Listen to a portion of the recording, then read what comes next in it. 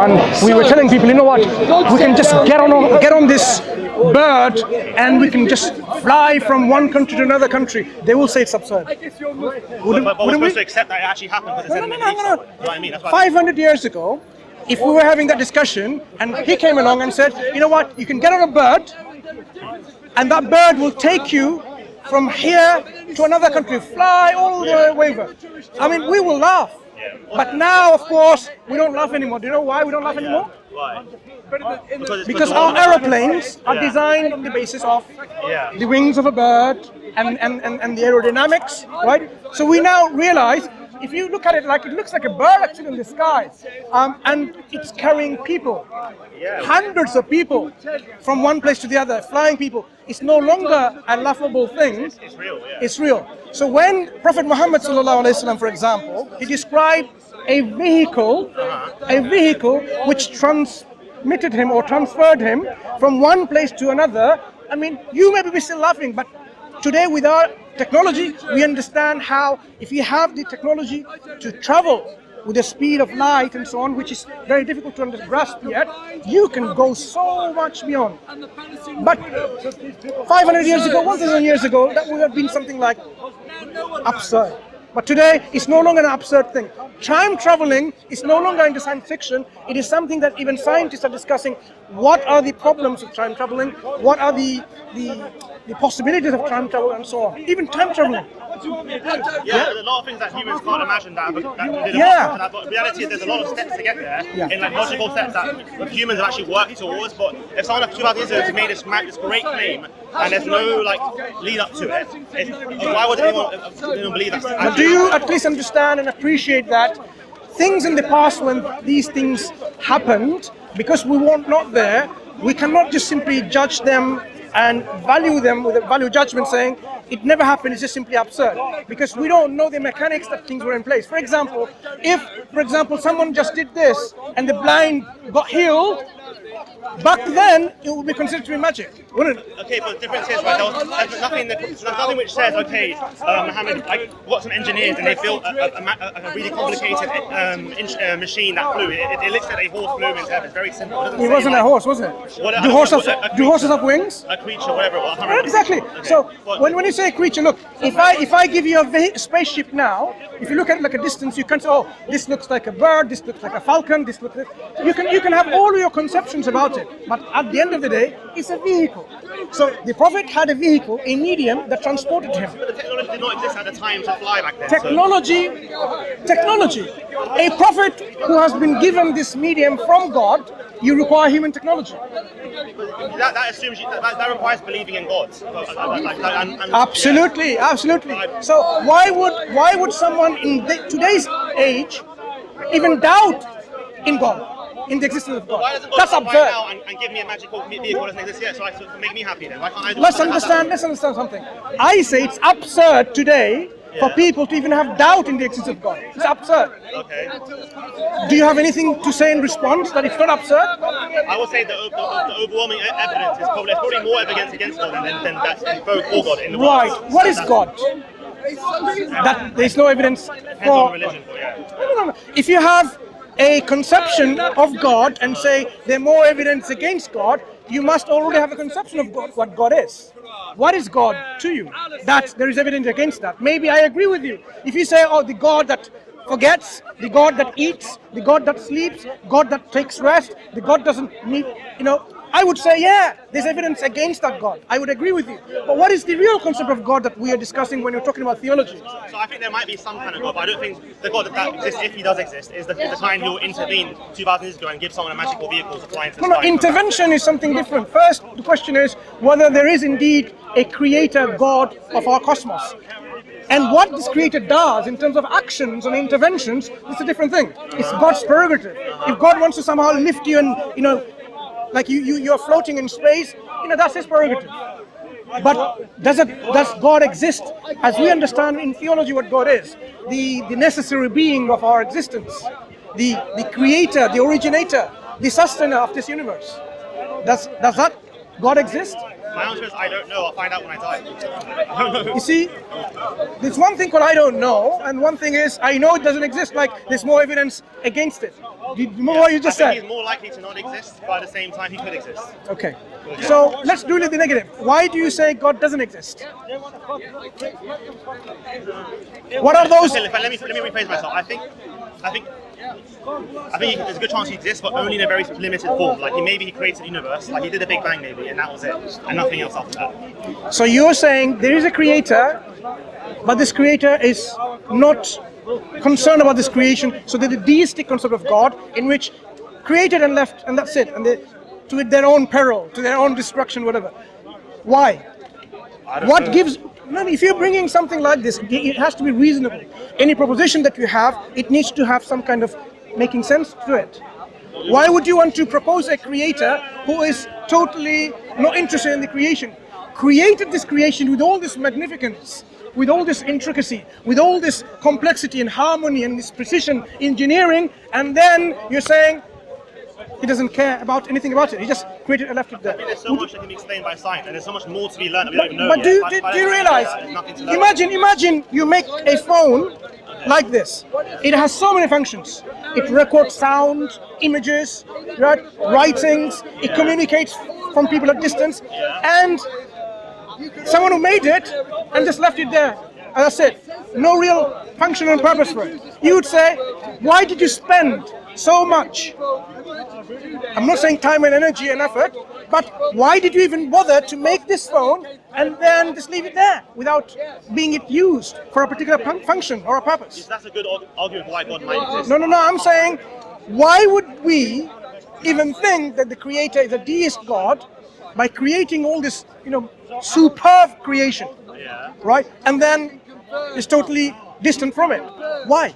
I don't know. Like, I don't have to have an We have to have a reason if you're going to propose to that. We don't have to just like a reason for that couldn't not just be the fact that because there's many inventors that invent products, technology, that they invent it and then they leave it. No, they don't just invent it for leave it. No, they don't invent it for leave it. There's a reason for the invention, but there's no follow-up on it. No. They don't walk away from it because the inventors may be going to the next project and so on. They've invented it so that this can be used. So, for example, just to answer your question, would it not be a valid reason from what he was saying that God created us and then he moved to his next project? He moved to his next project. He left us. So if God created, okay, what was the purpose of our creation? Let's start answering some of this question before you go into God's next project. So God created us with a purpose or without a purpose? From our perspective, I would personally say there's always a purpose for creation. But the thing is, then it comes to, how can we talk on God's perspective? On what basis are we talking on God's perspective? No. When you propose a model in which there is a creator who created this universe and then left it, then you should ask, the creator with so much wisdom created this universe where knowledge is demonstrated, wisdom is demonstrated, and created in vain, with no purpose. Quran actually talks about this. Do you really think God created this universe in vain? So you think all of this intricate universe that we have, from a wise creator with wisdom, possessor of knowledge, just created it in vain? Now that needs an explanation. Why would it be just like that? I think we need an explanation, but I don't think you need a religious text to No. The question is whether the creator is created without any purpose or with a purpose. It makes sense reasonably that there is a purpose in bringing this creation. If you say there isn't a purpose or a function or a reason, you have to give the explanation. Could I ask a question there? Just on that point, could I ask a question? Yeah. So, for example, if we're saying that God created us, and we're making a conception of God, now, are we talking from a specific theology or are we talking more like a philosophical basis? Holistically. Okay. So then if we say that there has to be a utility or function for our creation, then what we're essentially saying is that we're saying that we believe from our understanding and limited knowledge that that's how God is going to also think. I missed the second part. Okay. So what we're saying is that because we believe that when things are created, there has to be some utility to it. Yeah. Otherwise, Reason. It's purposeless. Yeah.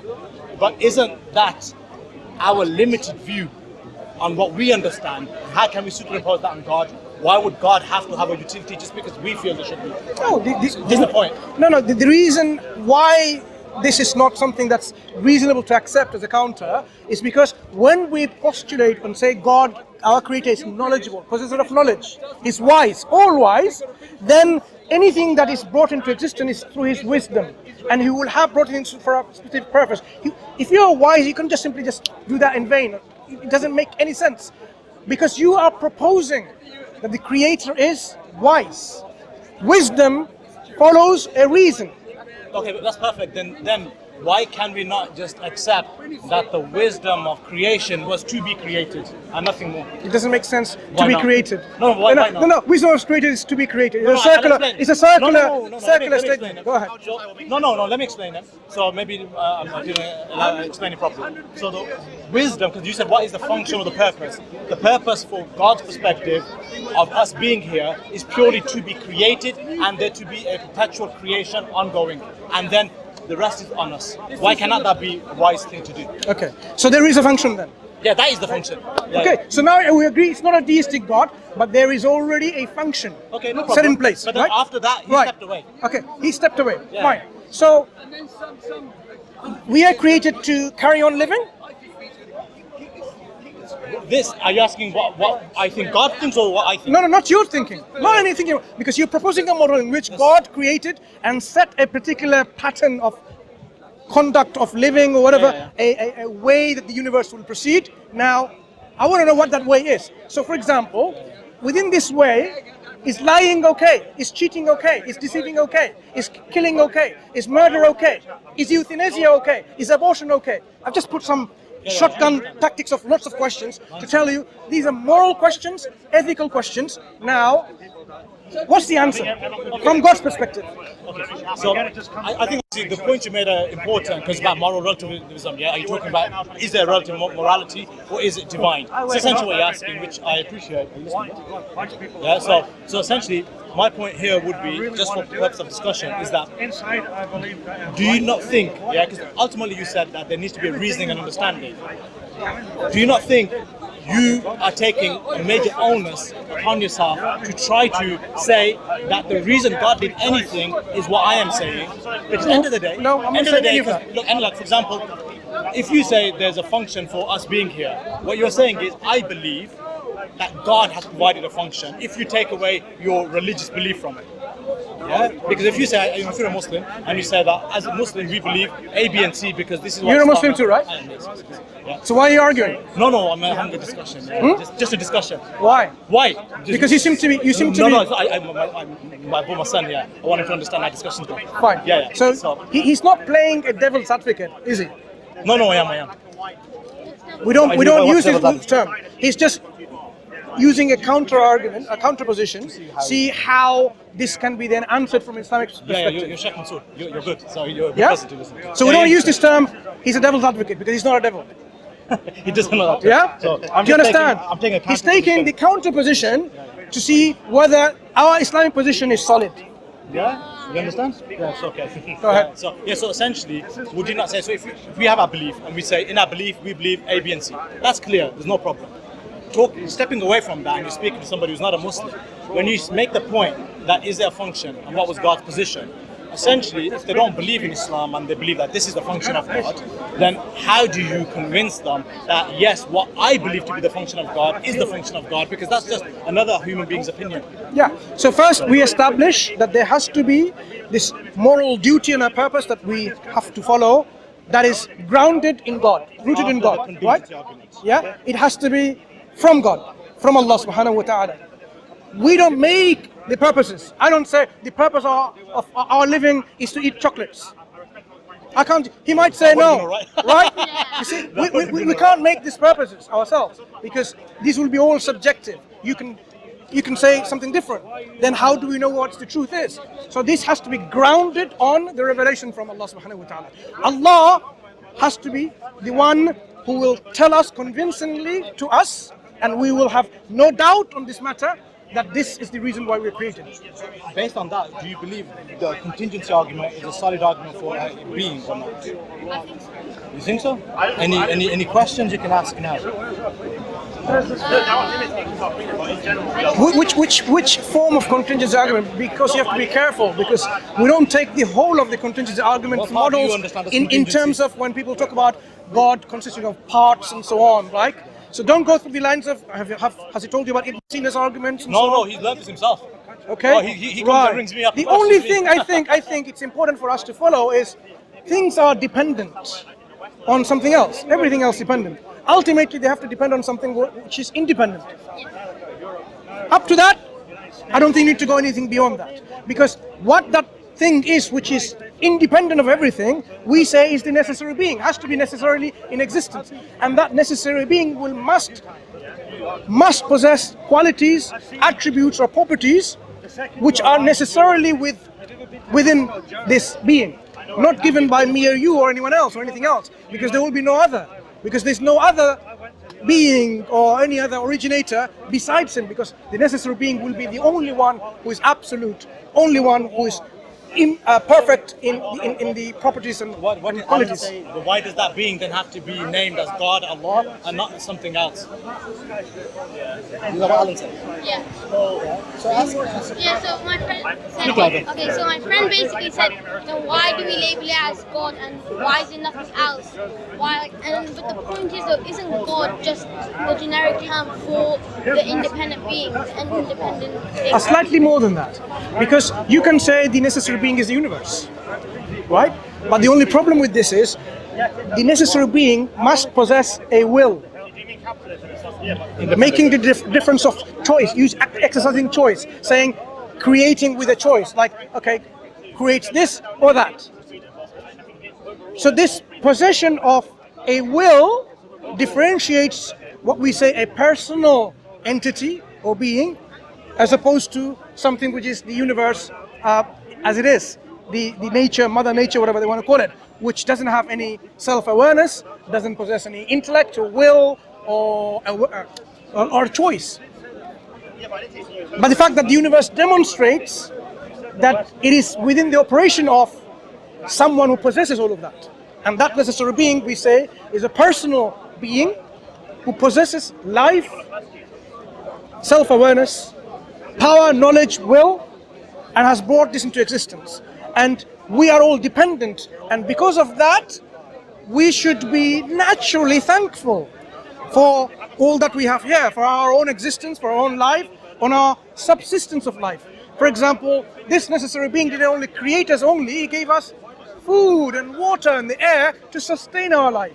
So if somebody gives you food, like your dad or your mom, right, and water and drinks and all that thing, you say, thank you, Dad, I like that. Oh, enjoy.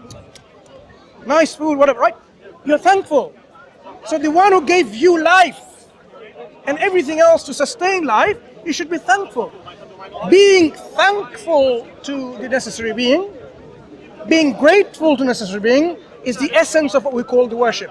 This is how we say we worship, but the essence is rooted in being thankful and being grateful. And that relationship, we say, is one of God and God's creation.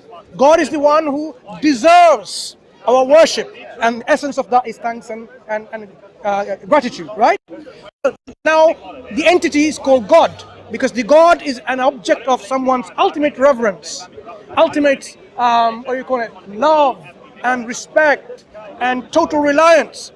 That's all worship. And then just on that, Yusuf, the other question, the point you made, which is a good point, that we should be grateful to God because He gave us everything. Yeah? Then what did Alan say? And you were discussing with me. Why would you be grateful to a God that allows the killings and all the murders? What were you saying? Yeah, so he said, why would you be grateful to God, the necessary being, which causing all this hate to the world? Because if he we should always be thankful to him. Then why are there people who aren't thankful? Why are there wars and bloodshed?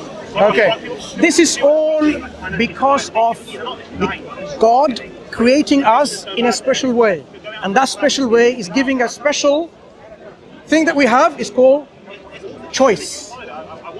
The choice, the will that we have. Now, God could have just simply made us all in such a way that no one can do anything against his laws. So no one can kill, no one can rob. Just imagine, someone wants to stab someone, butterflies. Someone wants to murder someone, it becomes like, nice flowers. Nothing happens. Then you will say like, oh, I want to just, not listen to you. And say, I want to argue with you, I want to disagree with you, but I can't. Then do I still have this freedom of choice anymore? I will be compelled like a robot. So God, your friend, is asking that God creates robots, not human beings, agents with free will. Agents like ourselves with the free will means you can have a knife and you can cut your apples into pieces and eat it, or you can take that knife and you can stab someone and kill someone. The choice is there, but God didn't want us to do the other one, the wrong actions, where you kill someone, murder someone, you harm someone. Okay? The choice is there. So we will be accountable for the choices that we make, the wrong choices that we make. And God constantly gives us guidance in terms of don't make these wrong choices, because you will be then punished and accountable for that.